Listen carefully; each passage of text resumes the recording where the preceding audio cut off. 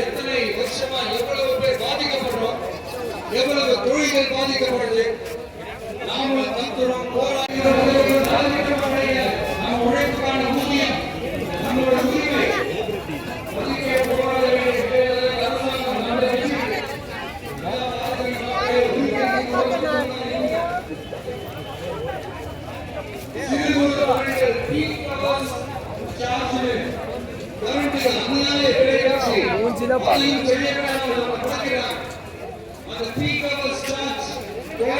எத்தனை வருஷமா எவ்வளவு பேர் பாதிக்கப்படுறோம், எவ்வளவு தொழில்கள் பாதிக்கப்படுது.